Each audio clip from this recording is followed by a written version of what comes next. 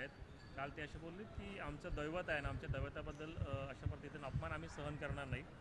भाजपची काय संदर्भातली भूमिका आहे? तुमच्यावरही त्यांनी तुमच्या आडनावावरून टीका केली. उद्धव ठाकरेजी यांना पहिला प्रश्न माझा आहे,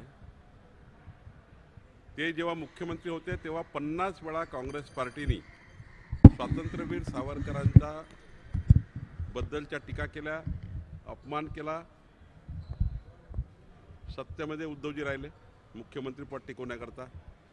तेव्हा त्यांनी मुख्यमंत्रीपद सोडलं नाही. काँग्रेसच्या भरोश्यावर त्यांनी मुख्यमंत्रीपद भोगलं. त्यानंतर अनेक वेळा महाविकास आघाडीमध्ये काँग्रेस पार्टी असताना स्वातंत्र्यवीर सावरकरांचा अपमान काँग्रेस पार्टीने केला. परवाही केला, त्यापूर्वी 50 वेळा राहुल गांधींनी केला. भारत जोडो यात्रेमध्ये सुद्धा स्वातंत्र्यवीर सावरकरांचा अपमान झाला. परवा नाना पटोलेही स्वातंत्र्यवीर सावरकरांचा अपमान करताना बोलले. उद्धव ठाकरेमध्ये धमक असेल, खरं तर त्यांना स्वातंत्र्यवीर सावरकरांच्या बद्दल काही जर त्या ठिकाणी वाटतं तर उद्याच सकाळी 11 वाजता प्रेस कॉन्फरन्स, मी कालच सांगितलं होतं आज 11 वाजता प्रेस कॉन्फरन्सची वाट बघेल की आम्ही काँग्रेस पार्टीला सोडतो आहे. स्वातंत्र्यवीर सावरकरांचा आम्ही अपमान सहन करणार नाही. धमक आहे का तर बोला, नाहीतर नुसते तोंडाच्या वाफा फेकू नका. आम्हाला स्वातंत्र्यवीर सावरकरांचा अपमान सहन करणार नाही. सोडा ना त्यांना, का सोडत नाही? बाहेर या ना. हा माझा सवाल उद्धव ठाकरेंना आहे. हिंमत असेल तर निवडणुका घेऊन दाखवा, असंही चॅलेंज त्यांनी दिले का? अहो, ज्या उद्धव ठाकरेंना कधी लोकसभा आणि विधानसभा लढता आली नाही, जनतेतनं एकतर निवडणूक उद्धव ठाकरे लढले का? बॅकडोर एंट्री केली आहे त्यांनी सभागृहामध्ये. ज्यांना निवडणुकीत माहीत नाही, ज्यांना विधानसभा लोकसभा कधी लढली नाही, जनतेमध्ये कधी मतं मागितले नाही, त्यांनी कशाला निवडणुकीच्या गोष्टी करता? खरं तर निवडणूक ज्या दिवशी येईल त्या दिवशी कळेल त्यांना काय परिस्थिती होईल. आणि त्यामुळं ज्यांना निवडणूक लढण्याची सवय नाही त्यांनी निवडणुकीची गोष्ट करू नये. वेळेवर निवडणुका होणार आहे. लोकसभा 48 आम्ही जिंकणार आहोत आणि एकनाथ शिंदे देवेंद्रजींच्या समन्वयाने मोदीजीच्या नेतृत्वात 200 विधानसभा आम्ही जिंकणार आहोत. काही काळजी करू नका. तुमच्या आडनावावरनी त्यांनी टीका केली की मिंदे गटाला म्हणजे शिंदे गटाला 48 नव्हे तर किमान 52 तरी जागा द्या, आणि दुसरं म्हणजे 52 152 कुळं आली तरी आम्हाला उद्धव ठाकरेंना हलू शकणार नाही, असं सुद्धा त्यांनी चॅलेंज दिली. उद्धव ठाकरेजींनी माझ्या कुळाचा उल्लेख वारंवार करतात आहे. 3दा उल्लेख केला उद्धव ठाकरेजींनी. कधी 52 कुळे म्हटले, कधी 152 कुळे म्हटले. माझ्या कुळाचा उल्लेख केल्याने उद्धव ठाकरेचं फ्रस्ट्रेशन जात आहे, तर चांगलं आहे. दुसरं, आमचं कुळ हिंदुत्ववादी आहे. तुम्ही आपलं कुळ डुबवलं आहे. तुम्ही हिंदू हृदय सम्राट बाळासाहेब ठाकरेंनी ज्या पद्धतीने ठाकरे कुटुंबाला उंची दिली, त्या कुळाला उंची दिली, ते कूळ तुम्ही डुबवला आहे. कूळ डुबवला आहे. तुम्ही गोष्टी करू नका. 52 कुळे आणि 152 कुळे किती तुम्ही जर चॅलेंज केले, शेवटी 13 कोटी जनता ठरवणार आहे. आणि त्यामुळं जरा आपल्या जे स्वातंत्र्य माननीय हिंदू हृदय सम्राट बाळासाहेब ठाकरे यांचा जरा त्यांच्या इतिहासाचा विचार करा, त्यांनी केलेल्या कामाचा विचार करा. आणि तुमचं कूळ तुम्ही डुबवत आहे. तुमच्या कूळ त्या ठिकाणी डुबताय. तुम्ही ठाकरे परिवाराचं नाव त्या ठिकाणी उद्ध्वस्त करण्याचा प्रयत्न करताय, हे तुम्ही लक्षात घ्या. सावरकर प्रश्नावरती या ठिकाणी असं म्हणणं आहे की 2 पक्ष वेगवेगळे आहेत आणि 2 पक्षांचे विचारधारा वेगवेगळ्या आहेत. नाना पटोले असं म्हणाले की आमचा या संदर्भामध्ये सावरकर हा विषय वेगळा आहे आणि 2 शिवसेना, ठाकरे गट आणि काँग्रेस हे 2 पक्ष वेगवेगळे आहेत. नाही, हे तर नौटंकी आहे ना. जनतेमध्ये जाहीर सभेत बोलायचं का आम्ही स्वातंत्र्यवीर सावरकरांचा अपमान सहन करणार नाही. ठाकरेपणा दाखवायचा, दाखवण ठाकरेपणा. सोळान काँग्रेस पार्टी रोज अपमान करतायत ना. रोज अपमान करताय बाबा, रोज अपमान करताय. राज्यातले नेते अपमान करताय, राहुल गांधीजी अपमान करताय. सोळा ना, ठाकरेपणा दाखवा जरा तुम्ही. या त्यातनं बाहेर. मानू तुम्हाला. हिंदू हृदय सम्राट बाळासाहेब ठाकरेजींनी ठाकरेपणा दाखवला होता. स्वातंत्र्यवीर सावरकरांच्या विरुद्ध बोलले तेव्हा. तुम्ही ठाकरेपणा दाखवा जरा. अशा सभातनं वल्गना करू नका. कालच्या सभेत तुम्ही बोलले आहे, तुमच्यात धमक असेल सोळा काँग्रेस आणि या बाहेर. संजय राऊत यांनी कालच्या राज ठाकरे आणि मुख्यमंत्र्यांच्या भेटीवर खोचक टीका केली आहे. सदूमधू एकमेकांना अश्रू पुसायला भेटलं असं त्यांनी म्हटलं. संजय राऊतांना तर कोणी सिरियस घेत नाही, त्यामुळं त्यांच्यावर बोलणे काही मी योग्य नाही आहे.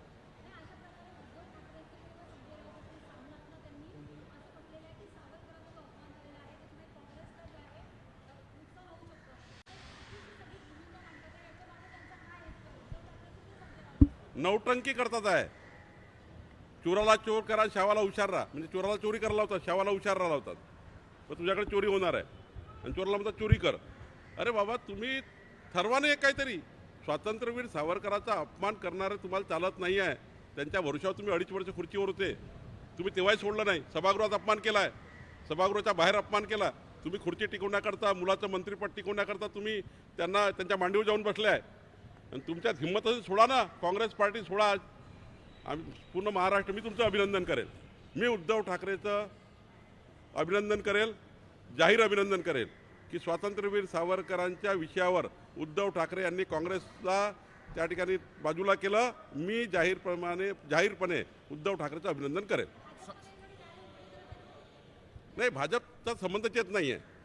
तुम्ही एका भूमिकेवर आहे ना, स्वातंत्र्यवीर सावरकरांचा अपमान झाला, सहन करणार नाही. तुम्ही सहन करतायत ना, म्हणून त्यांच्यासोबत आहे.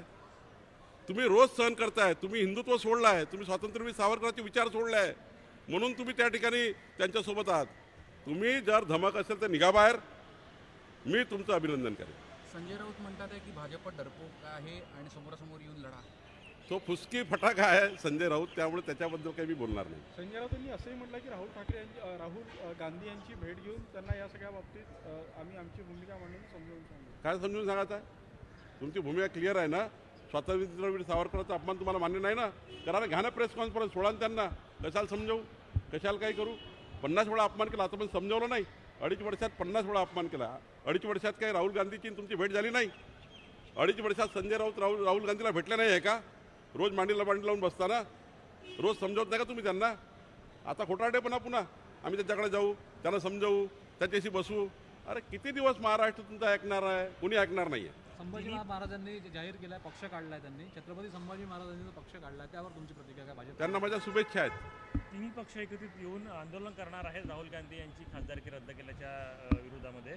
पण भाजप या संदर्भामध्ये काही आंदोलन करणार आहे का? कारण वारंवार स्वातंत्र्यवीर सावरकरांचा अपमान जे आहे ते काँग्रेस करत आहेत. असं आहे, खासदारकी कशामुळे गेली? कोर्टाने त्यांना 2 वर्ष त्या ठिकाणी आरोपी ठरवला आहे आणि नियमाप्रमाणे 1951च्या नियमाप्रमाणे त्यांची 2 वर्ष खासदारकी केली. आणि एकाची गेली का? लालू प्रसाद यादवजीची गेली, जयललिताची गेली, आमच्या भाजपच्या एका खासदाराची गेली, अनेक लोकांच्या गेल्या आहेत. त्यामुळं त्यांनी स्टंटबाजी केली.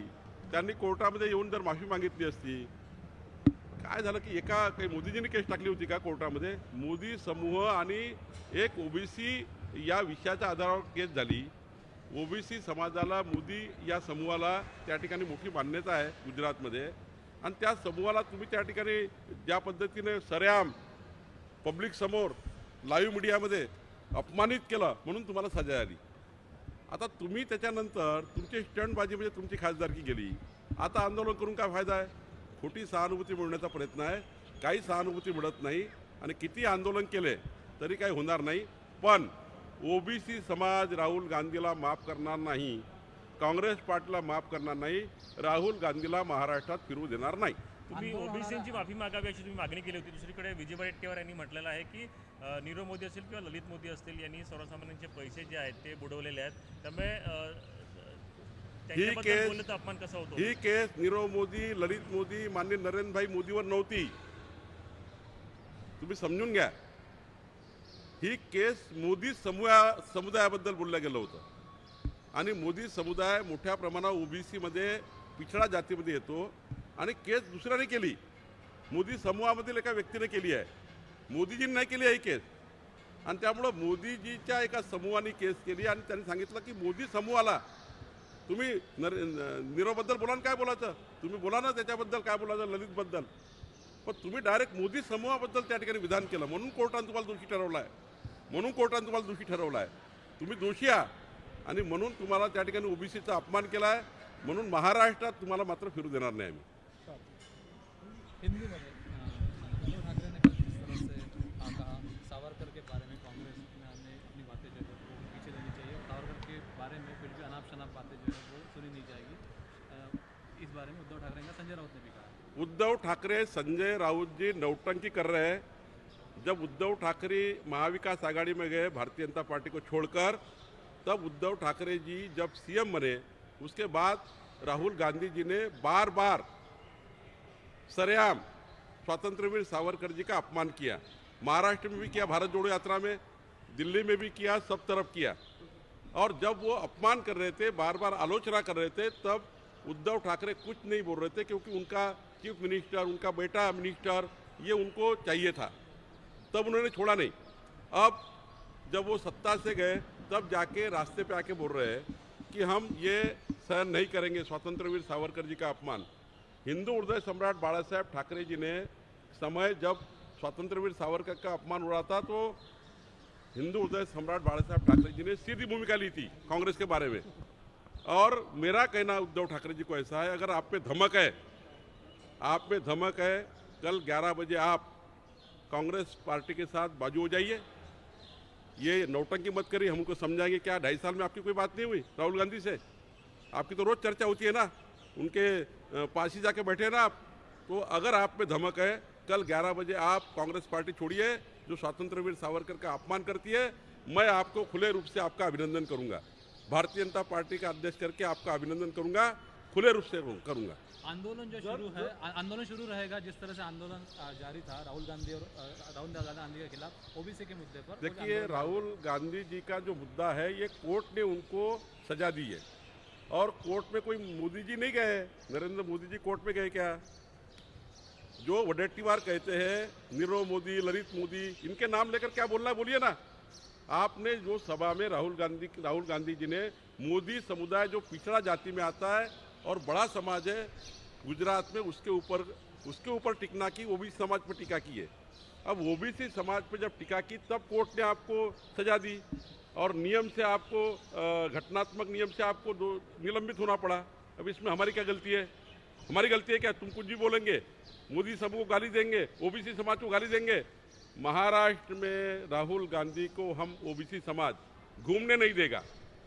ओबीसी का अपमान किया राहुल गांधी जी ने। आपको चैलेंज दिया है कि भाजपा ने चुनाव लेकर दिखाया, और आपके सरनेम के ऊपर टिप्पणी भी की उन्होंने। देखिए, मेरे कुल का उद्धार लेकर, कभी 52 कुले कहते हैं, कभी 152 कुले कहते हैं, मेरे कुल का उद्धार लेकर अगर उद्धव ठाकरे जी को समाधान होता है, उनको अच्छा लगता है, उनके हार्ट की शांति होती है, तो नक्की मेरे कुल का उद्धार करिए।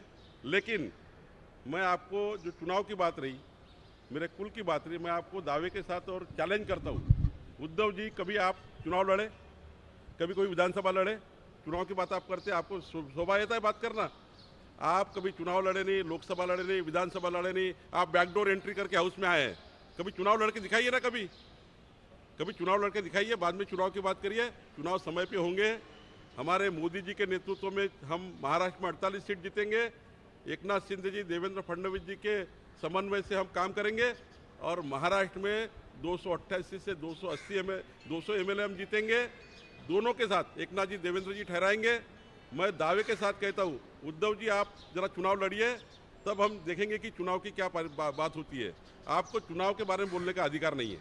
पण जर उद्धव ठाकरेंनी काँग्रेसला सोडचिठ्ठी दिली तर तुम्ही साथ घालणार का, परत एकत्र येणार? नाही, मला त्याच्याबद्दल काही बोलायचं नाही, एवढंच बोलेल।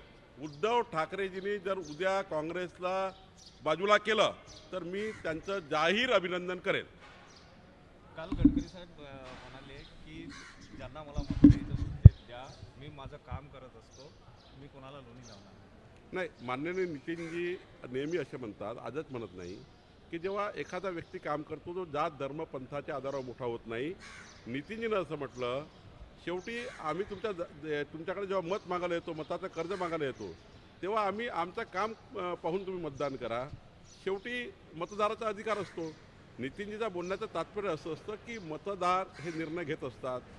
मतदाराला आपण किती विनंती केली, मतदारांना ठरवून नाही द्यायचं, काय करणार? आणि त्यामुळं त्यांचा स्पष्ट जात धर्म पंथाच्या आधारावर कोणी राजकारण करू नये, आणि जर आम्ही काम केलं असू तर आम्हाला मत दिलं पाहिजे, असं त्यांचं मत आहे। ये हिंदी सांगा था, ये हिंदी में बताइए। नितिन गडकरी जिस तरह से कल बोले कि वोट देना है तो दो, नहीं तो मेरी इच्छा नहीं है इस तरह से फिर इलेक्शन में आगे आने। देखिए, लोग जात धर्म पंथ की राजनीति करके आलोचना करते हैं, और उनका कहना हमेशा होता है, नितिन जी का, उनका जीवन मैंने देखा है, जात धर्म पंथ के आधार पर कभी नितिन जी ने वोट नहीं मांगे। वो इतने बड़े पोस्ट पर गए, राष्ट्रीय अध्यक्ष बने, आज नेशनल हमारे लीडर है, कभी उन्होंने जात की राजनीति नहीं की। तो वो बार बार कहते हैं कि जात पात की राजनीति ना करें, हम विकास काम करते हैं, दिया हुआ वोटों का कर्जा ईमानदारी से काम करके आपको वापस करते हैं। तो मतदाताओं ने विचार करना चाहिए किसको वोट देना चाहिए। गलत वोट विकास के आड़े आ सकता है, गलत वोट देश की प्रगति को रोक सकता है, ये नितिन जी ने कहा है। Thank you.